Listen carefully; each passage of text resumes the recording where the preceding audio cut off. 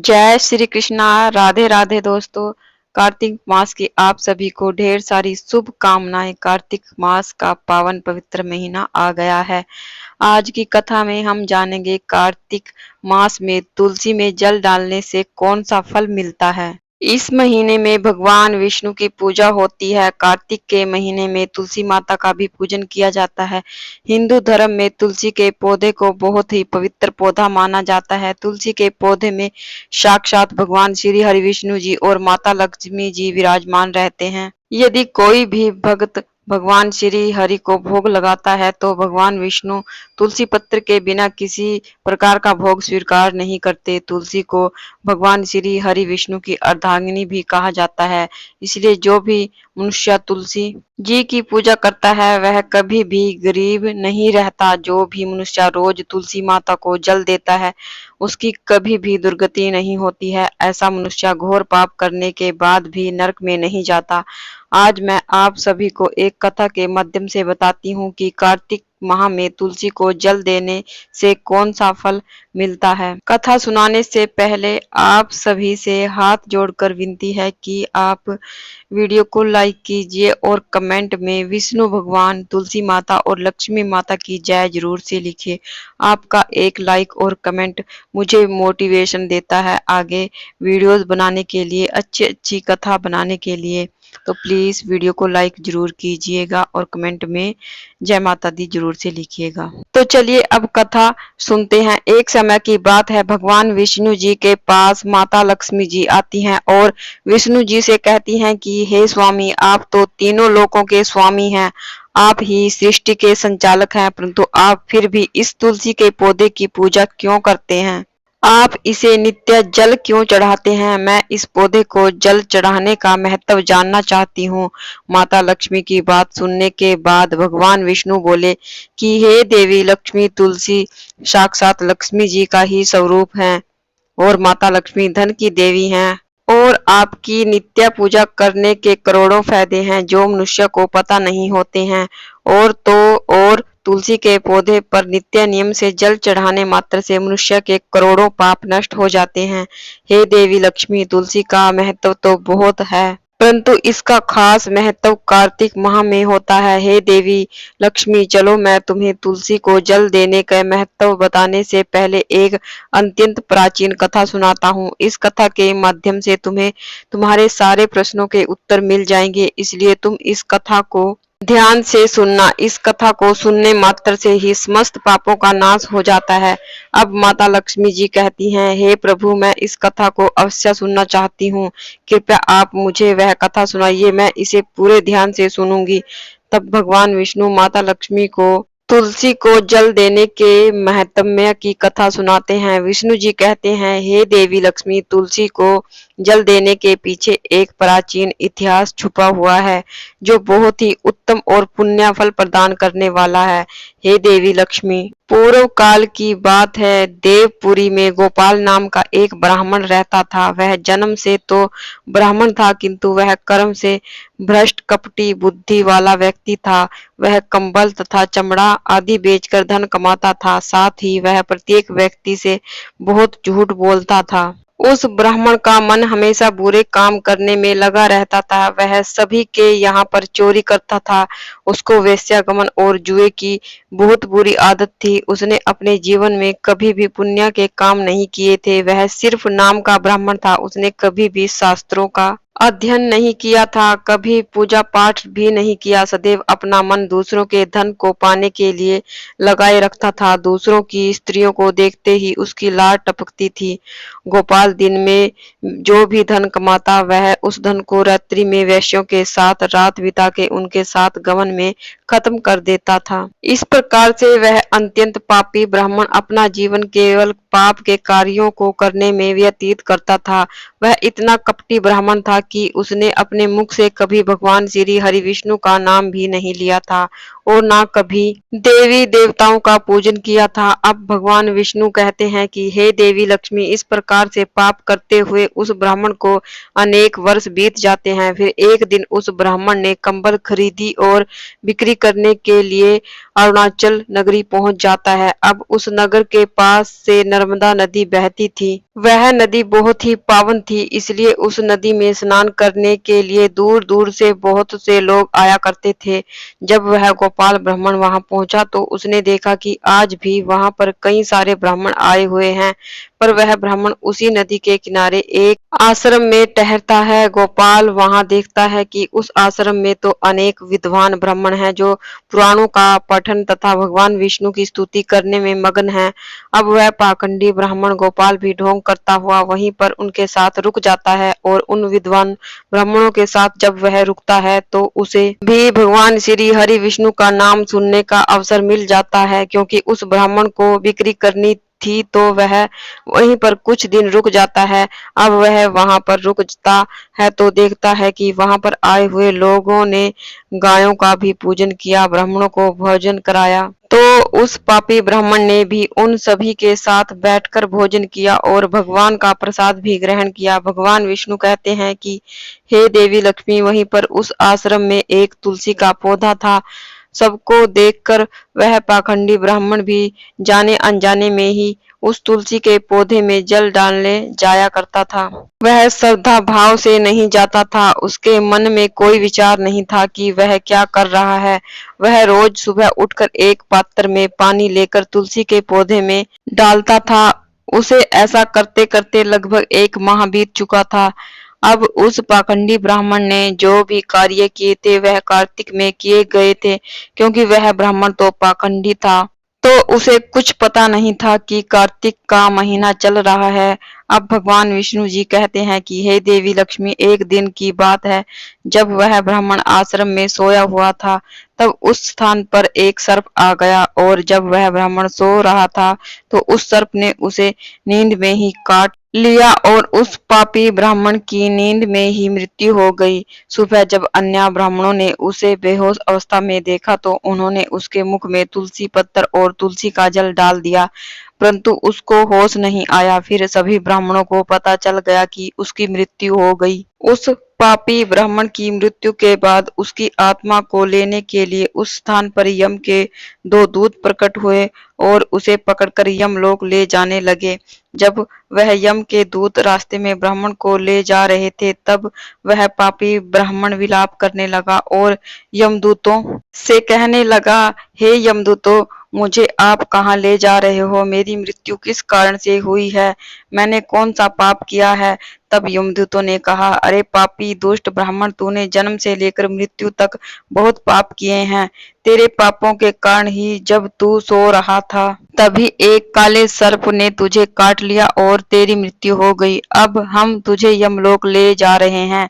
वहां पर यमराज तेरे पाप कर्मों का लेखा जोखा देखेंगे और निश्चय ही तुझे नरक में डालेंगे। उन यमदूतों की बात सुनकर वह ब्राह्मण जोर जोर से विलाप करने लगा और उन यमदूतों से क्षमा याचना करने लगा, किंतु यम के दूतों को उस पर जरा सी भी दया नहीं आई, क्योंकि वे मृत्यु के देवता की आज्ञा का पालन कर रहे थे और उसे पीटते हुए यमलोक लेकर जा रहे थे। जब यम के दूत उस ब्राह्मण को लेकर यमराज के सामने पहुंच गए तो यमराज के पास बैठे हुए चित्रगुप्त ने उस ब्राह्मण के जन्म से लेकर मृत्यु तक के कर्मों का लेखा जोखा निकाला और यमराज से कहने लगे, हे महाराज, इस ब्राह्मण ने तो बचपन से लेकर मृत्यु तक पाप ही पाप किए हैं। इसने कोई पुण्य का काम कभी नहीं किया है, यह तो महापापी है। तब यमराज बोले कि अरे, इसे तुरंत ही मेरी नजरों से दूर कर दिया जाए और कुंभी पाप नरक में डाल दिया जाए। अब यमराज जी उस दूत से कहते हैं कि हे दूत, जीवन भर पाप करने वाले इस दुष्ट ब्राह्मण को उठाकर ले जाओ और इसे कुंभी पाक नरक में डाल दो। यमराज के आदेशों का पालन करते हुए यमदूत उस पापी ब्राह्मण को लेकर चले गए और उसे बड़े बड़े मुदगरों से पीटने लगे, जिससे उस ब्राह्मण का मस्तक टूट गया और वे उसे कुंभी पाप नामक नरक में ले गए। उस भयंकर नरक में खोलते हुए तेल के बड़े बड़े घड़े थे, जिसके नीचे भयंकर अग्नि धधक रही थी। यमराज के आदेशों का पालन करते हुए उन यमदूतों के दूत ने उस ब्राह्मण को उस खोलते हुए तेल के घड़े में डाल दिया। अब भगवान विष्णु जी कहते हैं कि हे देवी लक्ष्मी, लेकिन जैसे ही वह ब्राह्मण उस खोलते हुए तेल के घड़े में गिरा, वह तेल तुरंत ही एकदम से ठंडा पड़ गया। इस विचित्र घटना को देखकर उस यम के दूत को बड़ा आश्चर्य हुआ। उसने सोचा कि अरे, ऐसा पहले कभी नहीं हुआ था। आज इस ब्राह्मण को इसमें डालने पर यह ठंडा कैसे हो गया? उसने कितने ही पापियों को उस तेल के घड़े में डाला था। वे सभी उस खोलते तेल में गिरकर झटपटाने लगते थे, लेकिन जैसे ही ब्राह्मण उस तेल में गिरा, तब वह तेल अचानक से शांत और शीतल हो गया। इस आश्चर्यजनक घटना को देखते ही वह यमदूत तीव्र गति से दौड़ता हुआ सीधा यमराज जी के पास जा पहुंचा। तब उस दूत को इतना घबराया हुआ देखकर यमराज ने पूछा, हे दूत, क्या बात है? आखिर तुम इतनी तीव्र गति से दौड़ते हुए क्यों आ रहे हो? फिर वह दूत कहता है, हे यमराज, आपने जिस ब्राह्मण को कुंभी पाक नरक में डालने के लिए कहा था, हमने वैसा ही किया, और जैसे ही हमने उस ब्राह्मण को कुंभी पाक नरक में डाला, तब नरक की अग्नि बुझ गई और वह खोलता हुआ तेल भी बिल्कुल ठंडा पड़ गया। अब यमराज जी कहते हैं, हे दूत, यह तो बड़ी ही विचित्र घटना है, ऐसा तो पहले कभी नहीं हुआ। अब यमराज भी अपने मन में विचार कर रहे होते हैं, तभी उस स्थान पर देवऋषि नारद जी पधारे हैं। देवऋषि नारद जी को देखकर यमराज अत्यंत प्रसन्न होते हैं और उन्हें प्रणाम करके उनका स्वागत करते हैं। फिर यमराज नारद जी से कहते हैं, हे देवऋषि नारद, आप उचित समय पर आए हैं। हमने आज एक अत्यंत पापी ब्राह्मण को कुंभी पाक नरक में गिराया है, किंतु उसके गिरते ही नरक की अग्नि ठंडी पड़ गई और खोलता हुआ तेल भी शीतल बन गया। यमराज जी की बात सुनकर देवऋषि नारद जी कहते हैं कि हे धर्मराज, आपने जिस ब्राह्मण को नरक में डाला है, वह नरक में डालने योग्य नहीं है, क्योंकि इस ब्राह्मण के द्वारा अनजाने में ही ऐसा कर्म हो गया है जो नरक का नाश करने वाला है। जो पुण्य कर्म करने वाले लोगों के साथ रहता है, उसे अनेक पुण्य का भाग फल मिल जाता है, और यह ब्राह्मण तो 1 महीने तक भगवान श्री हरि विष्णु जी के भक्तों के साथ रह चुका है। इस ब्राह्मण ने एक आश्रम में रहते हुए नित्य तुलसी को जल अर्पण किया है, इसलिए यह बहुत बड़ा पुण्यवान बन गया है। इसके समस्त पाप नष्ट हो गए हैं और यह ब्राह्मण अब स्वर्ग लोक जाने का अधिकारी बन गया है।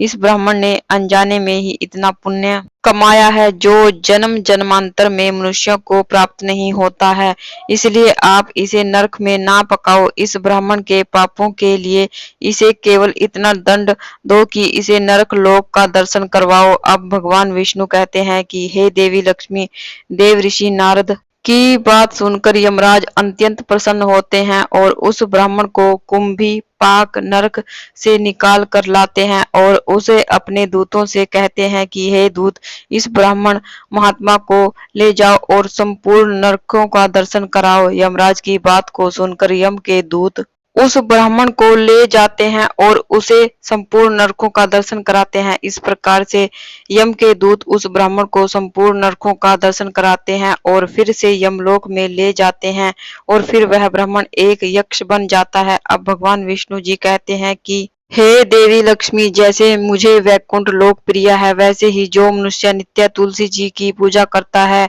और तुलसी जी को जल देता है, वह मुझे सबसे अधिक प्रिय है। उस मनुष्य की कभी दुर्गति नहीं होती, वह कभी नरक में नहीं जाता। जिन घरों में तुलसी का पौधा सदैव ही हरा भरा रहता है, उस घर में सुख शांति और समृद्धि बनी रहती है। हे देवी, साथ ही भगवान विष्णु की पूजा और उन्हें चढ़ाए जाने वाले भोग में तुलसी के पत्र अवश्य होने चाहिए, क्योंकि तुलसी पत्र के बिना विष्णु जी किसी प्रकार का भोग स्वीकार नहीं करते। इसलिए प्रत्येक घर में तुलसी का पौधा अवश्य होना चाहिए। अगर आपके घर में तुलसी है तो सुख शांति और समृद्धि के लिए कार्तिक मास में तुलसी को चुनरी अवश्य चढ़ानी चाहिए। हमेशा ध्यान रहे कि तुलसी का पौधा चुनरी के बिना अधूरा होता है। तुलसी केवल एक पौधा नहीं है, बल्कि वह देवी है, वह त्रिलोक के स्वामी भगवान विष्णु की पत्नी है, इसलिए तुलसी को चुनरी अवश्य ही चढ़ानी चाहिए।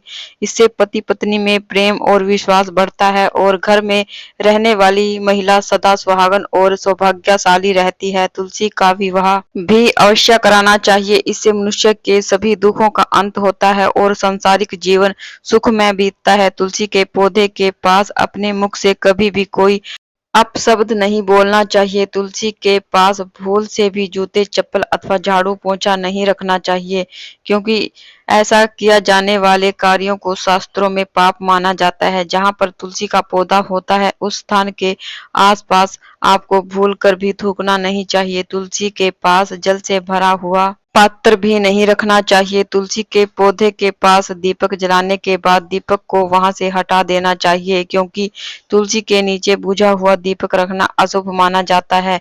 जिस स्थान पर तुलसी का पौधा होता है, उस स्थान को हमेशा ही स्वच्छ रखना चाहिए।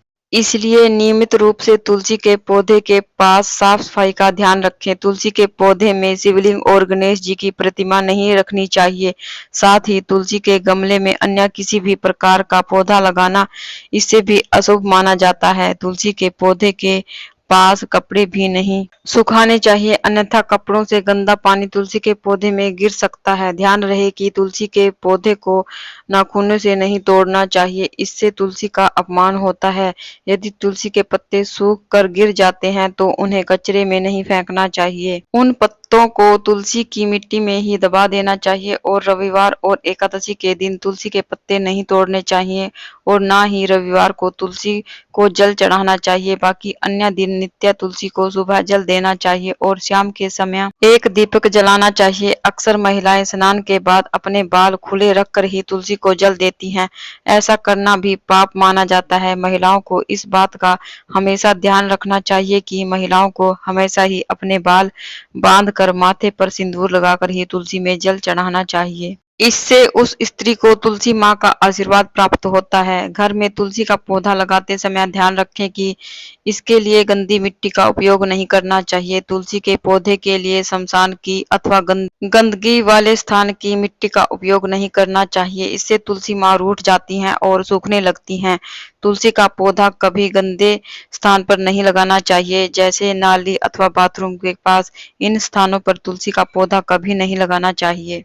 घर में तुलसी का पौधा कभी सूखना नहीं चाहिए। शास्त्रों में ऐसी मान्यता है कि तुलसी के पौधे के सूखने से अकाल मृत्यु की सूचना प्राप्ति होती है। घर में तुलसी का पौधा सूख जाए तो घर की सुख समृद्धि समाप्त हो जाती है। सूखी हुई तुलसी में माँ लक्ष्मी का वास नहीं होता है।